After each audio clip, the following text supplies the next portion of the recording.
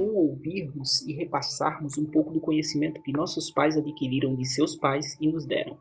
Me refiro especificamente a tradições que são preservadas através das gerações e passadas de forma verbal. Muitas dessas crenças que trazemos conosco ao longo de nossas vidas acabam nos moldando, constroem nossa visão de mundo e nos influenciam bastante. Geralmente estão muito arraigadas em nós de forma que não percebemos isso até nos chocarmos com algumas verdades inquestionáveis. E então nos damos conta do quanto é difícil abandonar os antigos credos.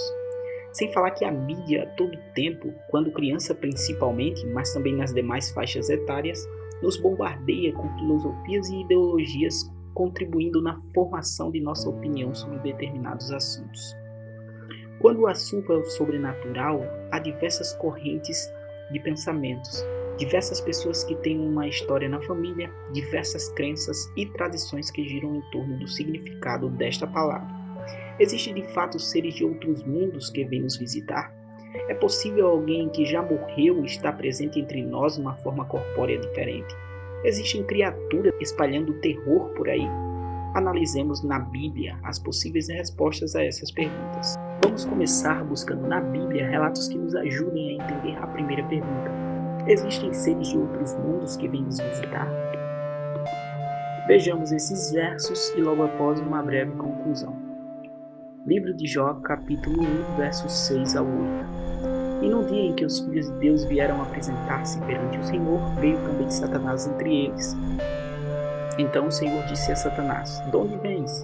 E Satanás respondeu ao Senhor e disse: De rodear a terra e passear por ela. E disse o Senhor a Satanás: Observastes tu a meu servo Jó? Porque ninguém há na terra semelhante a ele, homem íntegro e reto, temente a Deus e que se desvia do mal. Apocalipse 12, 4. E a sua cauda levou após si a terça parte das estrelas do céu, e lançou-as sobre a terra. E o dragão parou diante da mulher, que havia de dar à luz, para que, dando ela à luz, lhe tragasse o filho. Apocalipse 12, 7 a 9. E houve batalha no céu. Miguel e os seus anjos batalhavam contra o dragão, e batalhavam o dragão e os seus anjos, mas não prevaleceram, nem mais o seu lugar se achou nos céus. E foi precipitado o grande dragão, a antiga serpente, chamado Diabo e Satanás, que engana todo mundo. Ele foi precipitado na terra, e seus anjos foram lançados com ele. Esses versos nos contam, especificamente os de Apocalipse, de forma simbólica, da origem remota do líder dos poderes das trevas e para onde ele veio depois de sua expulsão. Conseguimos, por meio desse texto, saber que Satanás, o poder antagônico ao de Cristo, é um anjo. Ao ser expulso, trouxe consigo uma terça parte dos anjos celestes, e o local onde ele estabeleceu morada foi na terra. O verso 12 do mesmo capítulo ainda nos reforça essa ideia com um alerta. Apocalipse 12, 12. Por isso alegrai-vos, ó céus, e vós que neles habitais. Ai dos que habitam na terra e no mar, porque o diabo desceu a vós, e tem grande ira, sabendo que já tem pouco tempo. Portanto, podemos responder nossa pergunta inicial com um sim.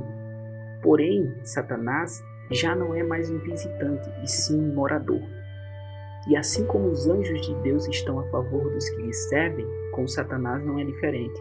Ele possui sua própria hoste de anjos, todos destinados a realizarem os seus maus propósitos. A Bíblia não apresenta nenhuma outra classe de seres presentes entre nós.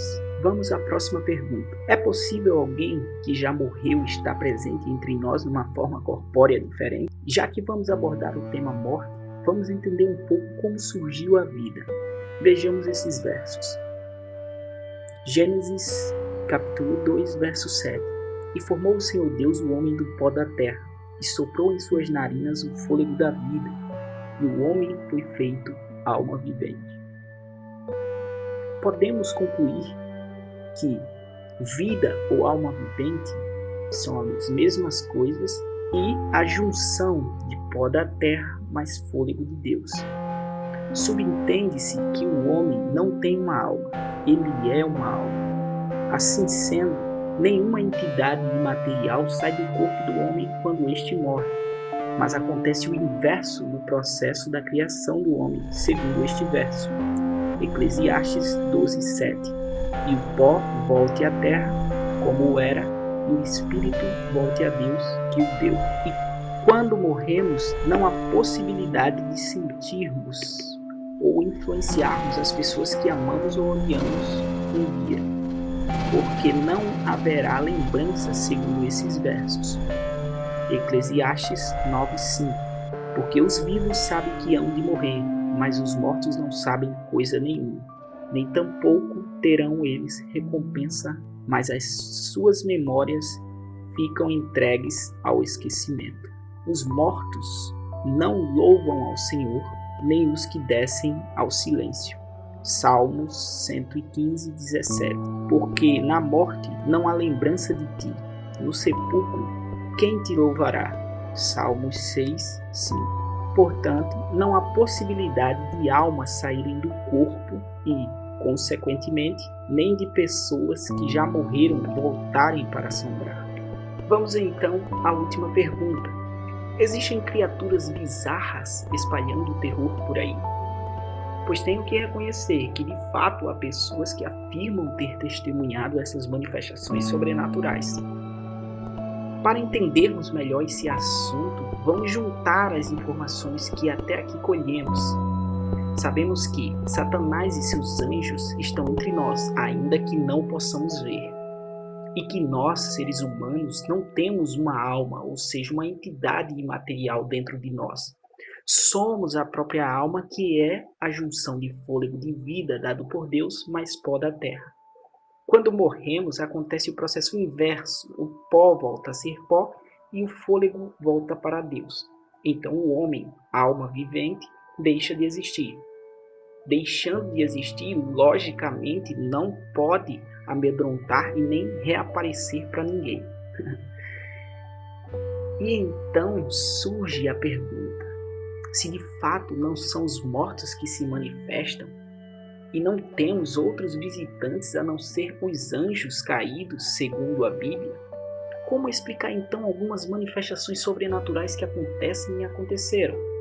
Como explicar manifestações espíritas, aparições de coisas bizarras como UFOs e tudo mais? E algumas pessoas que afirmam ter contato com seres de luz? Bem, vamos considerar a primeira manifestação mediúnica registrada na história. Gênesis capítulo 3, versos 4 e 5. Então a serpente disse à mulher: certamente não morrereis, porque Deus sabe que no dia em que dele comerdes se abrirão os vossos olhos, e sereis como Deus, sabendo o bem e o mal. No nosso primeiro texto, onde Satanás é expulso de seu local original, vindo parar na terra, o vemos ser chamado de antiga serpente, fazendo referência a este episódio específico do livro de Gênesis. E é justamente aos nossos primeiros pais que ele se apresenta através de uma serpente, utilizando-a como canal para se comunicar e assim perverter a verdade de Deus. Precisamos ficar atento nesse texto bíblico não só para a inteligência de Satanás, pela forma como perverteu a verdade, mas também sua capacidade física ao se manifestar por meio de um animal. Tudo isso com o propósito de manter o homem distante de Deus. Vemos nesse texto o quanto Satanás, mesmo que expulso do céu, ainda possui a natureza de sua espécie, dos anjos. Portanto, ele é superior aos homens, pois desfruta de poderes que nós não temos. Entre esses poderes, o texto deixa explícita a sua capacidade de usar outros seres ou corpos como canais para transmitir suas mentiras. Ainda há outro texto que nos mostra sua capacidade em imitar personalidades humanas. Esse texto, no entanto, precisa ser entendido à luz das verdades que já aprendemos para podermos compreender o que se passava de fato ali. Vejamos o contexto. O rei Saul havia desobedecido a Deus e, por conta de sua desobediência, Deus o rejeitara e já havia escolhido Davi como seu substituto. Em um episódio difícil de sua vida, na iminência de uma guerra e sem o auxílio do Senhor, o rei se desesperou e buscou a ajuda de uma pessoa que praticava justamente o que Deus abominava: consultava os mortos. Deus sabia que as pessoas que procuravam esse tipo de ajuda estavam se comunicando não com mortos, mas com anjos caídos, os quais estavam a serviço de Satanás para confundir. Mas Saul, desesperado e sem resposta da parte do Senhor, violou mais uma vez suas instruções. Isaías 8,19 nos diz o seguinte: Quando, pois, vos disserem, consultai os que têm espíritos familiares e os adivinhos, que chilreiam e murmuram, porventura não consultará o povo a seu Deus? A favor dos vivos consultar-se-á os mortos? Ele, Saul, foi a feiticeira e teve um encontro com o anjo caído, que personificou não só a aparência, mas a voz de Samuel, e por isso ele o reconheceu como sendo o profeta. Ele disse: como é a sua figura? E disse ela: vem subindo um homem ancião, está envolto numa capa. Entendendo Saul que era Samuel, inclinou-se com o rosto em terra e se prostrou. Samuel disse a Saul: por que me inquietastes fazendo-me subir? Então disse Saul: muito angustiado estou, porque os filisteus guerreiam contra mim, e Deus se tem desviado de mim, e não me responde mais, nem pelo ministério dos profetas, nem por sonhos. Por isso te chamei a ti, para que me faças saber o que hei de fazer.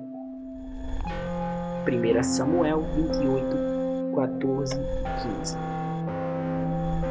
Finalizando, temos o exemplo de Cristo, que, sendo ousadamente desafiado por seu antagonista, foi de forma sobrenatural transportado para o pináculo do templo e depois para o monte. Mateus 4:5. Então o diabo o transportou à cidade santa e colocou-o sobre o pináculo do templo. Mateus 4:8. Novamente o transportou o diabo a um monte muito alto e mostrou-lhe todos os reinos do mundo e a glória deles. Não o subestimemos. Os anjos caídos são anjos poderosos. Satanás tem usado esses mesmos poderes para enredar a humanidade em enganos e mistérios, mantendo-as ocupadas bastante com assuntos ou filosofias mentirosas criadas a partir de suas manifestações àqueles que se permitem enveredar por esses caminhos de engano. Isso parece impossível para você? Então veja o alerta do apóstolo Paulo, 2 Coríntios 11:14. E não é maravilha, porque o próprio Satanás se transfigura em anjo de luz.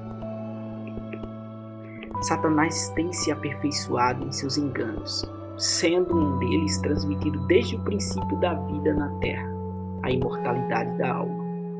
Enquanto Deus disse que a desobediência levaria à morte, Satanás fez o homem achar que ele não morreria, mas obteria um grau mais elevado de conhecimento, e isso o tornaria igual a Deus. Nesses últimos dias, ele estará mais obstinado em seus propósitos. Isso significa mais sutil, ousado e desafiador. João 8:32. E conhecereis a verdade, e a verdade vos libertará.